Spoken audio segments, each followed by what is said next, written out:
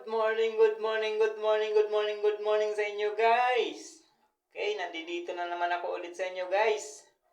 Nandito na naman ako sa aming public market para mamili at mag-isip ng idea na i-share ko sa inyo.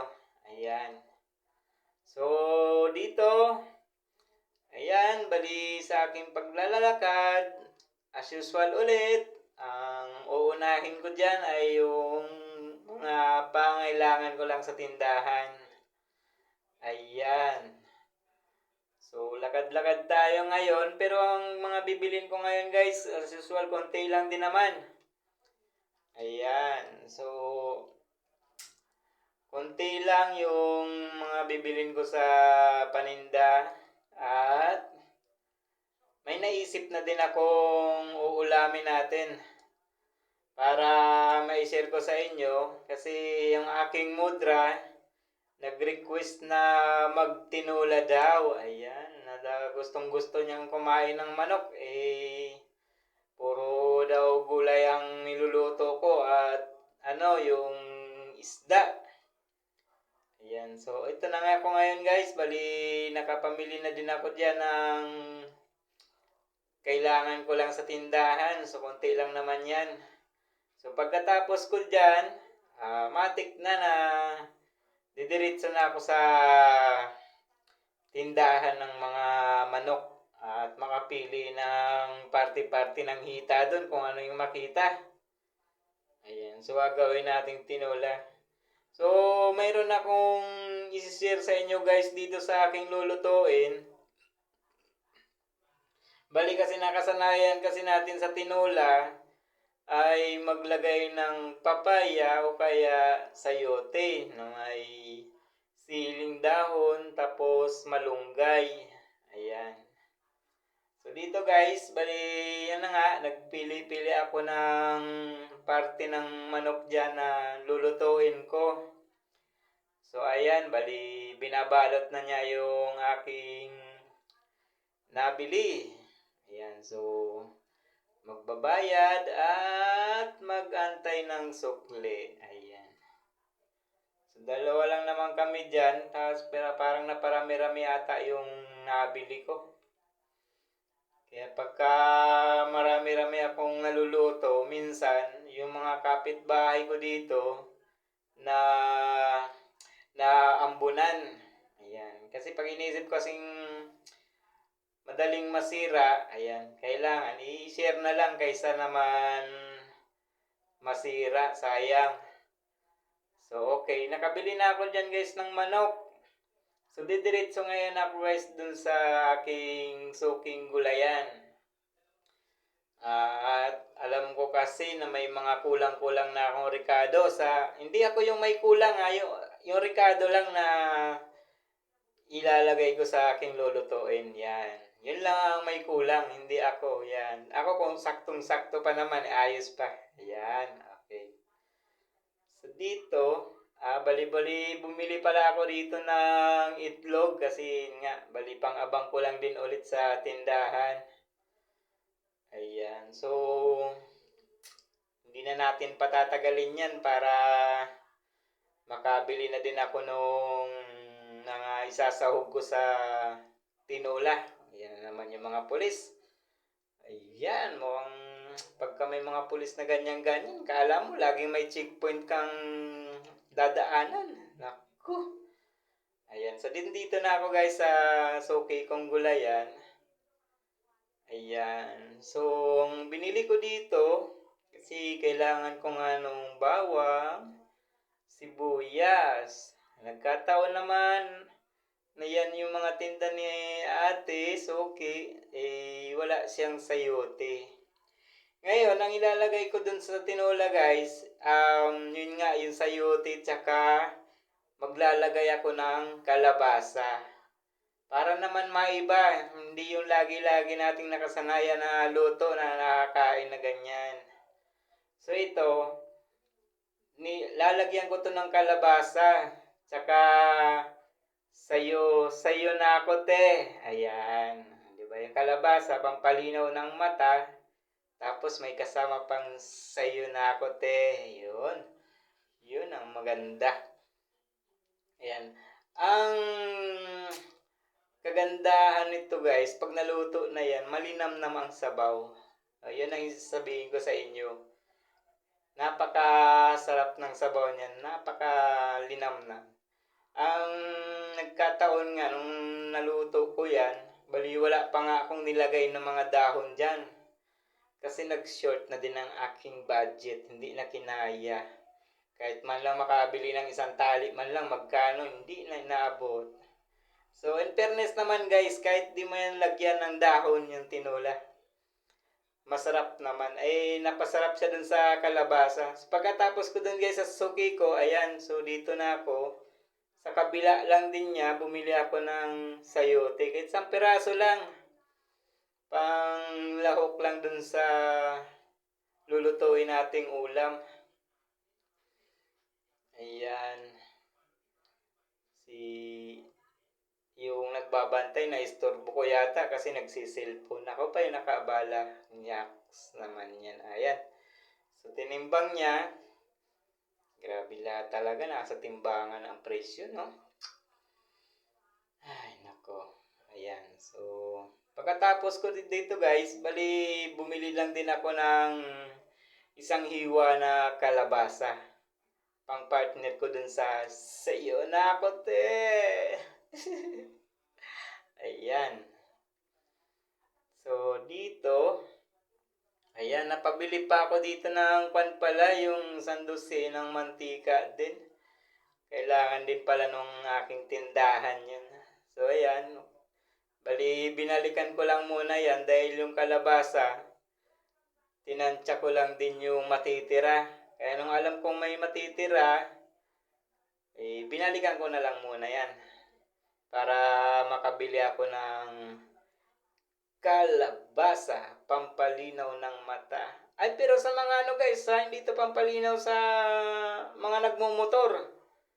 Kasi yung nagpapalinaw sa mga nagbabiyahe na nakamotor, nagpapalinaw doon sa mata nila, yun yung checkpoint, yun yung kadalasan na alam ko talaga doon. Ayan. Pero totoo naman yun pero naman yung kalabasa, pampalinaw naman din talaga ng mata yan. May nilagan kasi yung mga nakamotor, kaya lumilinaw ang mata nila pagka tinitingnan nilang malayo pa lang, may checkpoint na. Ayun. Ayan, so okay na. Bali nakabili na din ako ng kalabasa dyan.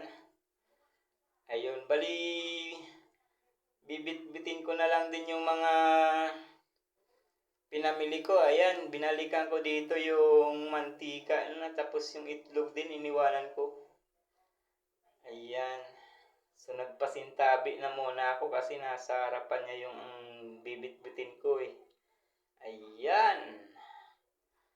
So nagtaka yung bata, bakit daw meron akong ayon sa dibdib? Si Iron Man. Hindi niya alam, cellphone niya nasa dibdib ko. Ayan, so dito na guys, binitbit ko na lahat yung mga nabili ko dyan. Papunta na din ako sa service kong si motor na Snipey. Ayan, para ayun, nakabilad yung Snipey ko.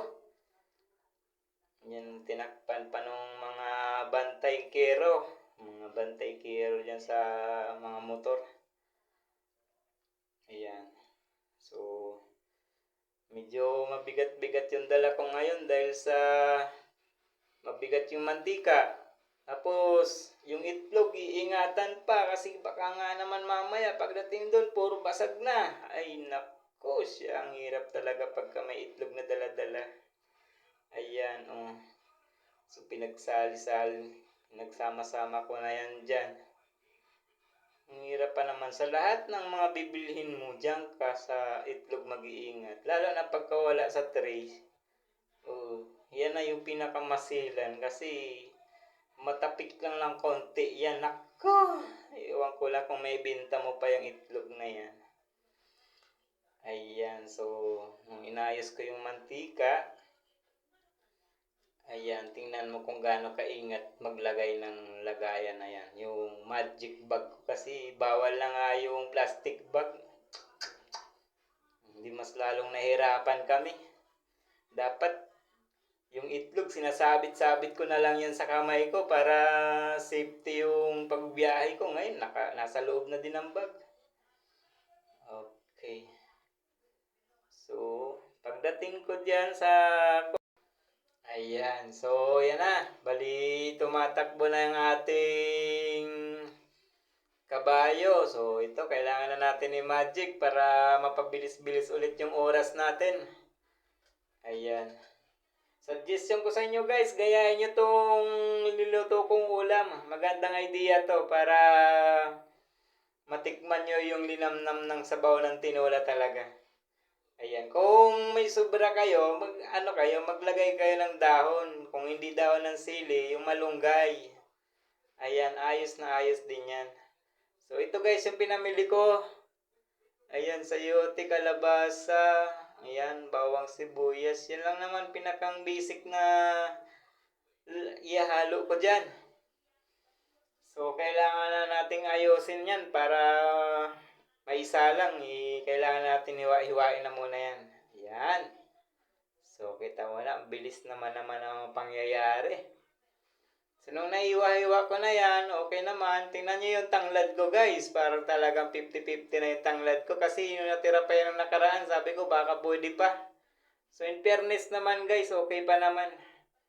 Nagkalasa pa siya sa sabaw. Ayan. So, ready to salang na tayo guys. Tingnan nyo guys yung aking proseso ng pagluluto. Para naman magaya nyo yung ginawa ko ngayon. Isa lang masabi ko sa inyo dyan, malinamnam talaga ang sabaw niyan.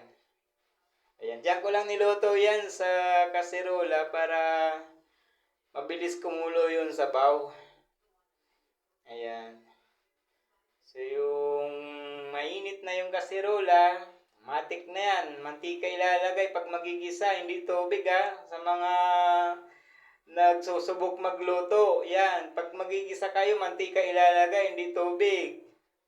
Ayan. So, pero yung magsisimula, subukan nyo to. Kasi napaka-basic na lang din to kung gagayahin nyo to eh. Para naman mas matuto kayo. Kasi kailangan nyo sa buhay yan. Lalo na pag nagpamilya kayo. Yung pagpapamilya ngayon, hindi na kagwapuan at kagandahan ng labanan. Kailangan ngayon, marunong ka sa lahat. Importante yun sa pagluluto. Yan, kasi pamilya mo ang bubuhayin mo dyan. Huwag ka masyadong umasa-asa sa mga bili-bili kasi, nako, mas masarap yung ikaw mismo magluluto. Para alam mo kung ano yung mga hinahalo mo. Ayan, hindi mo alam yung mga nabibili-bili lang. Halos hindi mo alam talaga. Mas magandang ikaw talaga magluto. Kagaya niyan, nagisa na ako dyan, bali na pinagsama-sama ko na dyan yung bawang, sibuyas, luya. Ayan. Halo-halo lang din. Pagka alam mong lumabas na yung aroma niyan, ayan, mabango naman talaga yan, aroma niyan. Pag naghalo-halo, isunod mo na yung papalambutin mo dyan. Sunod mo na yung manok. Ayun. Ayan yung manok.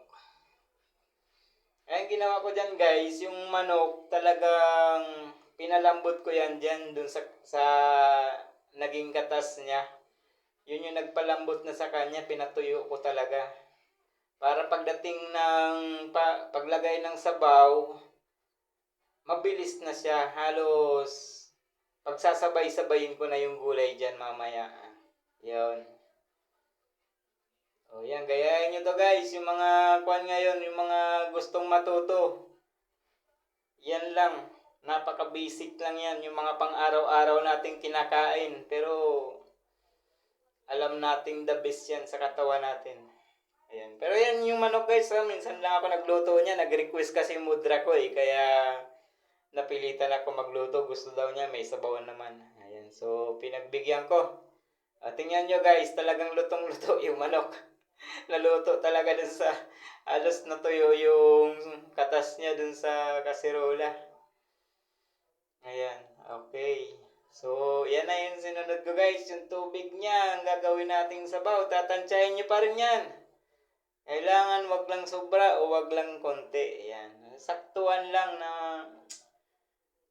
mag-ano lang sa manok ko. Yan, no? Yung parang saktuan lang dun sa level niya. Yun. Okay. Yan, dinagdagan ko yan kasi may gulay pa kasi ako idadagdag eh. So yan, naglagay na ako nung mga paminta. As usual naman yan, di ba?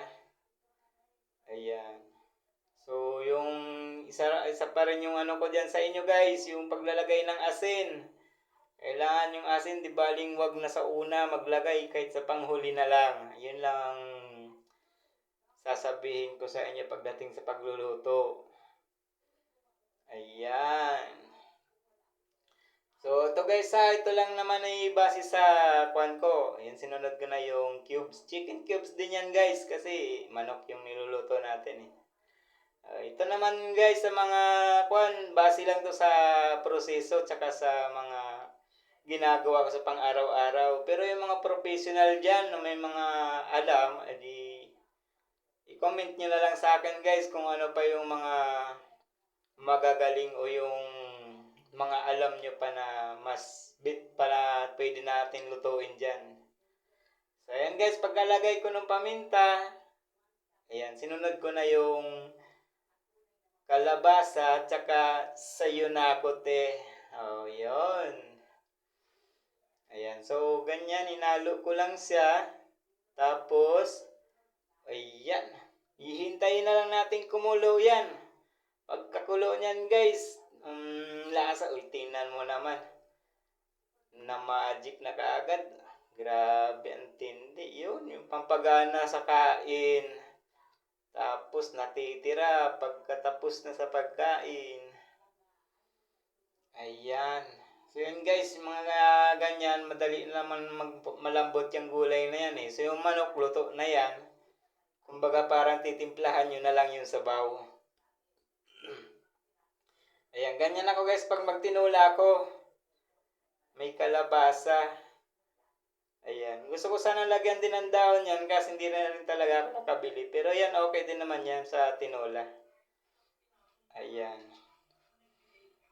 Ayan na. Kumulo-kulo na.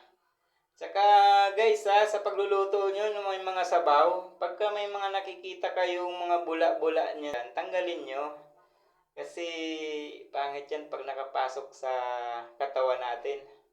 Kailangan walang yung mga bula-bula na yun, walang bula sa kinakain natin.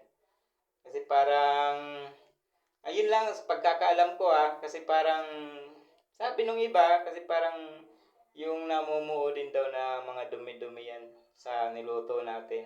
Ayun, narinig ko lang din naman sa kanila kaya tinanggal ko lang din naman yung mga bula-bula. Wala namang masama yan guys kung talagang susundin natin eh. Importante naman eh, masarap ang kinakain natin dyan. Ayan, okay. So, ano pang hihintayin natin guys? Oh, diba? Oh, so kasi naluto ko yan guys, may gabihan na, kaya yan, inulam.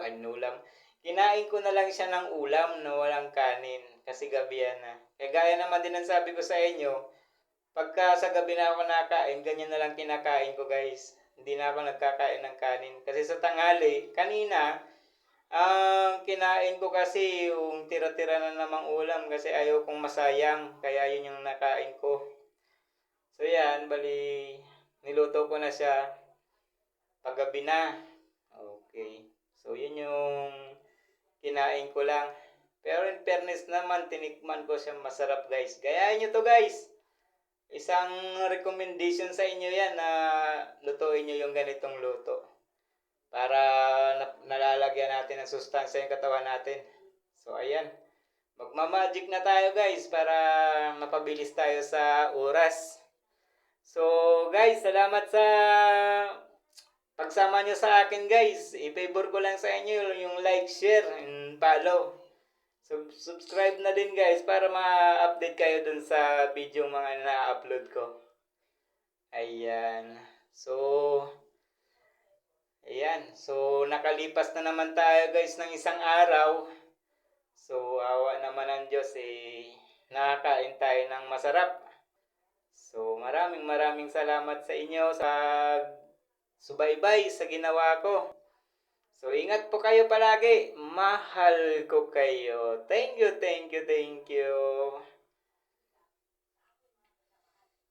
Bye-bye.